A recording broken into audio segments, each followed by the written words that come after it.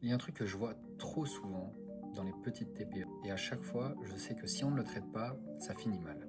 Quand on parle rentabilité, le dirigeant finit par me dire ouais, pour que ce soit rentable, il faut que je sois dedans, sur le chantier, sur la presta, dans la prod. Et là, je m'arrête parce que ça veut dire un truc très simple. C'est pas ton entreprise qui est rentable, c'est toi. Et soyons clairs, c'est normal à certains stades. Presque tous les dirigeants issus du terrain passent par là. Quand tu étais seul, ton temps faisait la marge, ça marchait. Le problème, c'est après.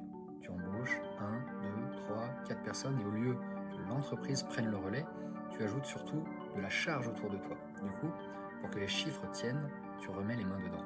Et je comprends, c'est même quelquefois gratifiant, tu sais faire, quand tu es là, ça avance, mais là où ça devient dangereux, c'est quand ta présence devient indispensable à la rentabilité. À ce moment précis, le problème, c'est pas de bosser plus, ni d'embaucher encore, la vraie bascule, elle est ailleurs. La première chose à faire, c'est de séparer deux trucs, ta production et la rentabilité de l'entreprise.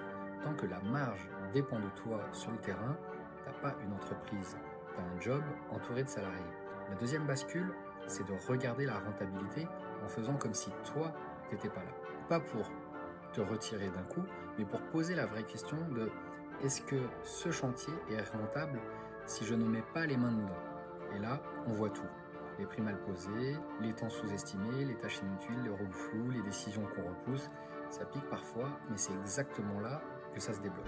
Et à partir de ce moment-là, ton rôle change. Tu n'es plus le meilleur technicien, tu n'es plus celui qui vient compenser, tu deviens celui qui sécurise la marge, qui décide ce qu'on vend et surtout ce qu'on refuse et qui structure pour que ça tourne sans nous. Tant que ce rôle-là n'est pas clair, la croissance est une fuite en avant. Une fois que l'entreprise est rentable sans toi dans la prod, là, grandir devient un choix. Avant ça, c'est rarement l'entreprise qui grandit, c'est surtout le dirigeant qui s'use.